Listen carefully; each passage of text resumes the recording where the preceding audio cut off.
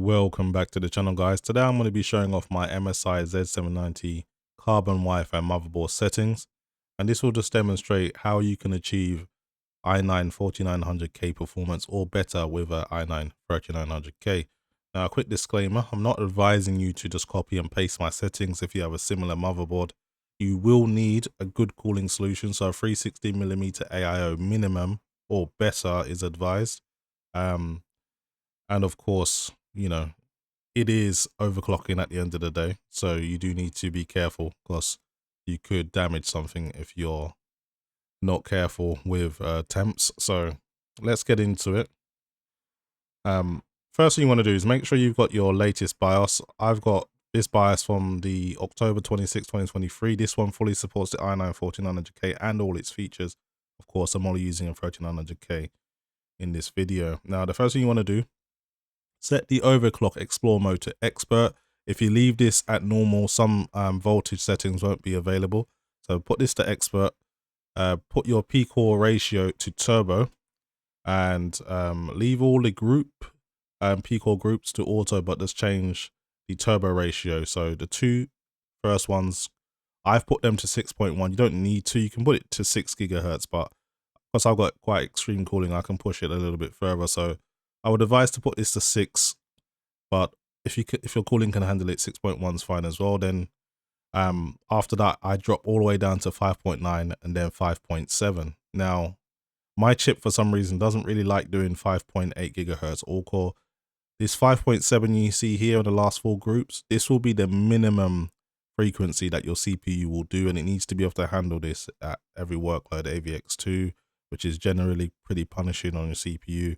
So just keep this in mind. This is going to be your minimum core clock because we're going to be doing a turbo boost. This isn't going to be like an all-core, all-clock overclock where you're always going to be at your highest clock. This 6.1 gigahertz you see will pretty much only happen on the really light loads and in mainly gaming situations where there's not too many threads being used. You'll get like a high boost and you'll get really good performance. Now for the E-cores, put that to all core and then just put it to 4.5. My chip on this motherboard at least doesn't like anything higher than this. Sometimes you can get to 4.6 depending on your motherboard, depending on your CPU. Again, your mileage may vary. And I put the P-core ratio to auto. Now, when it comes to the AVX settings, I leave that all at auto, but I do put the ring ratio to 5 gigahertz. Some people can get away with 5.1. If I put it to 5.1, I can't keep my 7600 megahertz DDR5 stable, so I have to use 5 gigahertz. So again, your mileage may vary there. Your base clock, leave that at 100. You don't want to be messing around with this. So your memory, that's all down to your own system. I'm running, I think it's some TeamGroup Delta for 7200 megahertz RAM, which I've overclocked to 7600 megahertz gear 2. There's a new setting in the BIOS that I've noticed since I updated to the 26th of October version. It has this setting under memory extension mode where you can kind of choose performance, benchmark mode, or mem test. If you choose performance mode, it actually gives you a decent performance boost in terms of the timings being tighter and like lowering latency. So you may want to try that out. It worked well for me. Now we come to the important part. The first thing you want to do is go into digital all power because you're going to set your load line calibration, and I set mine to 5. Now, depending on your BIOS or manufacturer of your motherboard, this actually works. This is inverted, so for MSI, the lower the number, the less V-droop. So if I was to put mode 1, there'd be literally no V-droop. If I set 1.4 volts in the BIOS, under any circumstance, heavy load, low load, it will stay at 1.4 throughout. Now, for something like Asus, mode 1 might actually be the maximum V-droop. So you gotta check to see what your motherboard likes or what it does. With MSI though, I'll put it to mode 5. It's kind of middle of the road almost, where it will keep a high voltage, but it will make that high voltage safer because the V-droop will Won't be so harsh on the temps, and it won't on the CPU. So it filters a lot of that extra voltage out. So I choose mode 5. It keeps temps under control. If you try to use mode 3 or mode 1, just forget about it. You're just going to overheat straight away. Even with really, really good cooling, that's kind of dangerous. Everything else I leave at auto. This voltage for my memory, that's specific to me. Again, you don't really need to worry about this. Now, the voltage mode is very, very important. And remember, you'll only see this if you have expert mode enabled.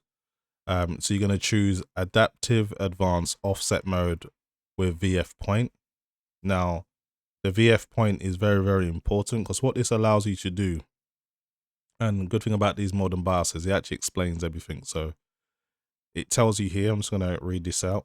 So if you highlight your advanced offset mode, it says, set the CPU core voltage offset for specific CPU ratios. Now, the beauty of this thing is, obviously the maximum boost clock I've set is 6.1 gigahertz. So you can then tell the CPU to add extra voltage for that specific core clock or take away voltage.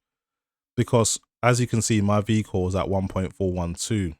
Now, it's only going to be at that point for when I'm using a really, really light loads boosting to 6.1. Once it drops down to 5.8 or below, it's gonna, I've told the CPU to drop back on the voltage, so negative 0.25 millivolts or more. So that 1.41 will drop down to about 1.39 or 1.38. And of course, with the load line calibration, that will still remain safe for the CPU in terms of cooling. So that's what you need to do to kind of have a high boost clock, but also still be able to safely maintain your all-core clock without overheating things. You don't need to manipulate anything below 5.7 because you're never going to drop that low anyway. So everything else you can just leave at auto. Now, something I need to mention as well. These CPUs have like loads of power limits. So with MSI, they try to streamline things by giving you an option depending on what cooling solution you have. So it says water cooler. You can just choose PL1 and basically it will just de-restrict the CPU and it will just do whatever it wants. If you've got an air cooler, it will recommend not exceeding 288 watts. And if you got like the stock or low end cooler, it wouldn't want you to go over 253 watt because you wouldn't be able to handle it.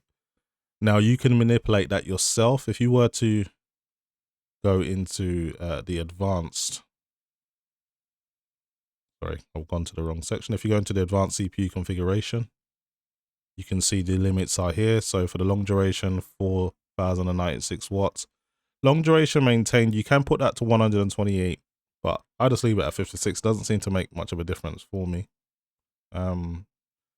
Now, as you can see, everything is basically unlimited. There's an also setting here with CPU over temp protection. This is at default at 100. I put it to 105 as I know I will never hit that. It does make sure that my CPU doesn't throttle under any circumstances. One of the most important settings you need to leave enabled is Intel C state at auto and CI support enabled. If you don't, if you have this disabled, your boost clock won't work. So basically all the settings you've done earlier, it basically won't use them. So make sure these two are enabled.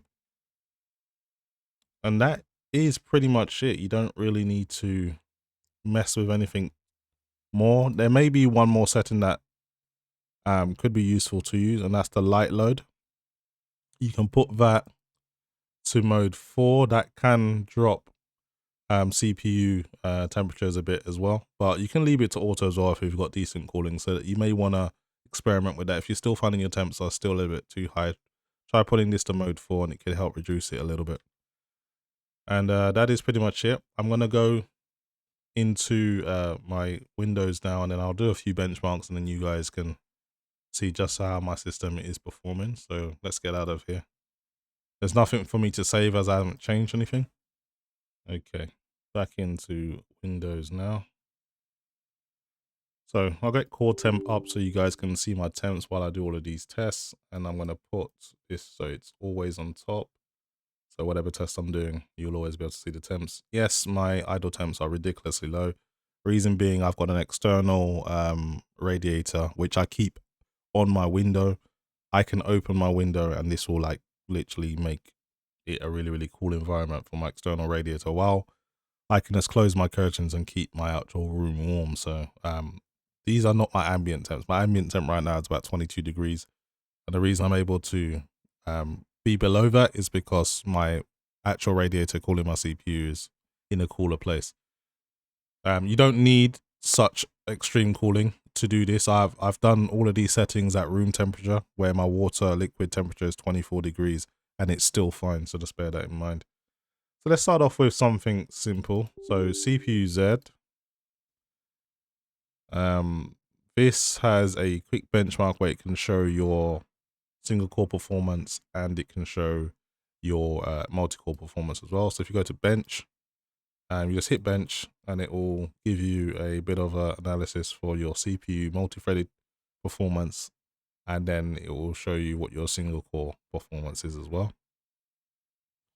So as you can see, I'm getting 17,581 for the multi, and for the single I got 983. Bear in mind a stock i9 3900K, it's around 930 or even below. I think sometimes it'd be like 905 or something. So this is far exceeding the stock 3900K, and this actually beats a 1400K at the box as well. So bear that in mind. As you can see, my cache is at 5 gigahertz, and this is double data rate, so you times 3800 by 2 and you get 7600 megahertz, and these are my my timings for that as well. Now, let's move on to something a little bit more strenuous. So Cinebench R23. I'm just going to do a single run. You can do the 10-minute burn-in test, stability test, but this isn't me stability testing things right now. I already know things are stable for me, but that's something you can use this for as well. So I was going to hit the multi-core test and just take a look at how much voltage is being used. 326 watt. This is why it's very, very important to have really, really good cooling. As you can see, my temps are perfectly safe, just into the mid 70s, not really doing anything that will threaten the CPU in any way. And I got a score of 4,100 and 41,951. Let's do a single core will take a long time, so I don't really want to do that right now. I do have some of those scores backed up. I'll give you a link to those in the comment section as a pinned comment if you want to check that out. I usually get a little bit higher than this. I'm just going to run it one more time without my voltage and my temperature showing. So I usually get like 42,000 and above. So just want to make sure that was just a bad run, or just CPU temp distorting the figures a little bit. Yeah, as you can see, I got 42,217 this time. So try running it more than once. Sometimes your score may change. But yeah, so that's what I got for that. And that's basically with a 5.7 gigahertz all core overclock. That's what your minimum boost clock is going to be under heavy load. Can do Cinebench R20 as well, just to give some scores on that, because this is the older version. Not everyone uses R23 or 24. I think there's a newer one now, 24. I need to try that out as well.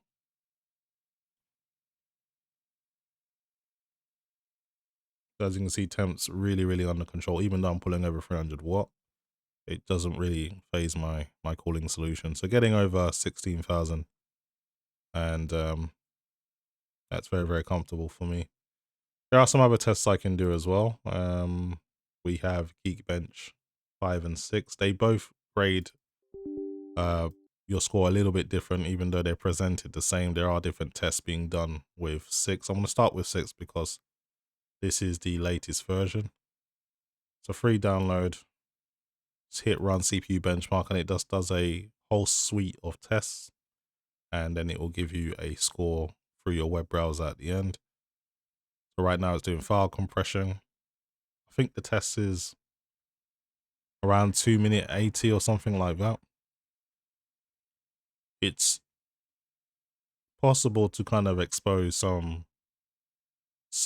instability with this test as well. So if your memory overclock's not quite stable or your CPU overclock's not quite stable, this generally will fail. So it's a decent test for that as well.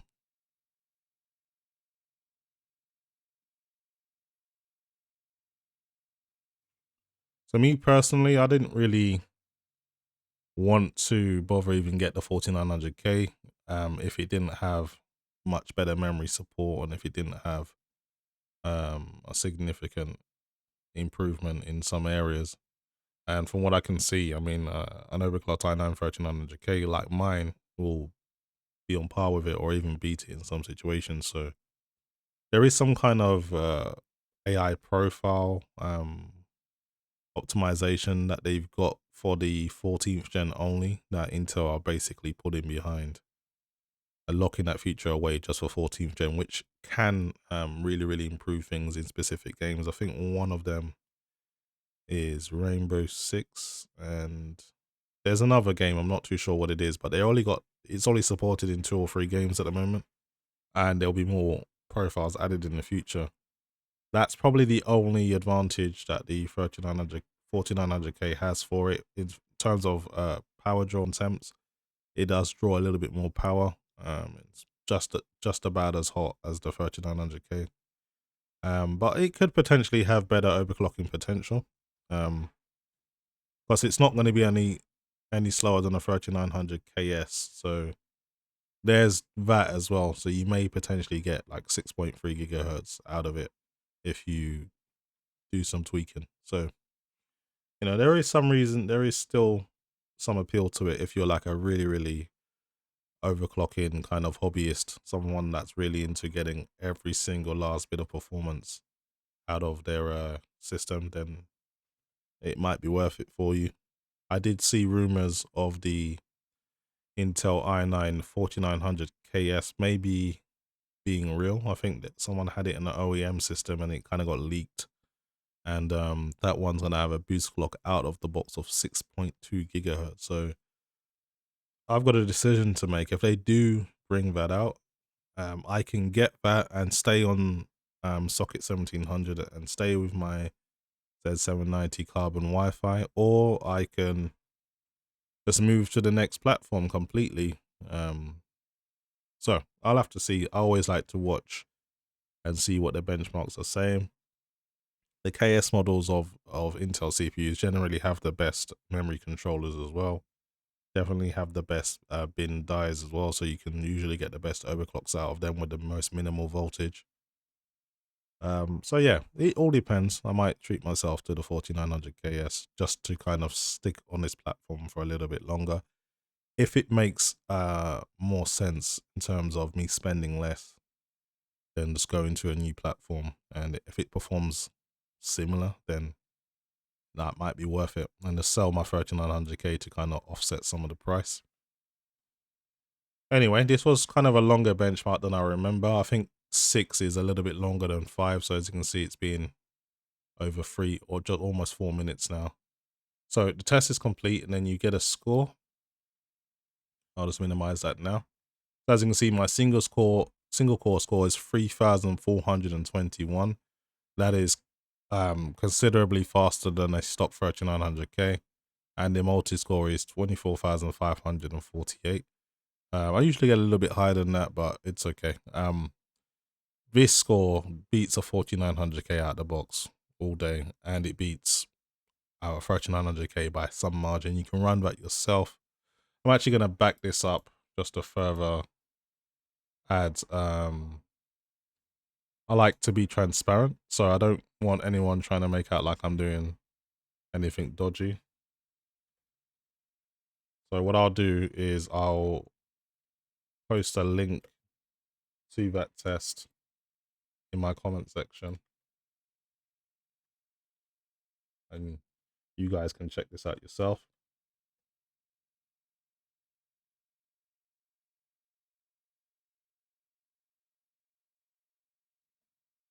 Okay, so I'm trying to think of any more tests I can do, or I should just kind of leave it there. So there is also the Intel Extreme utility. I think this has a benchmark in it as well and a stability test. So with the Intel XTU Extreme Tuning Utility, you can just hit benchmark and it will give you a score. So I'm just gonna disable everything to try and make it a decent test. So let's go ahead with that.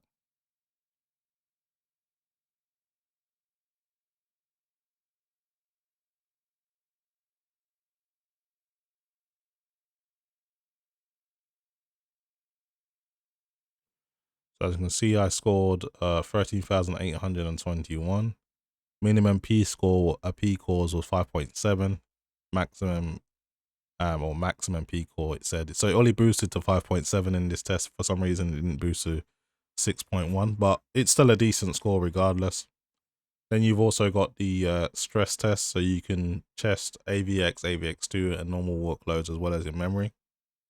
And that's up to you. It's a nice way of doing stability testing as well.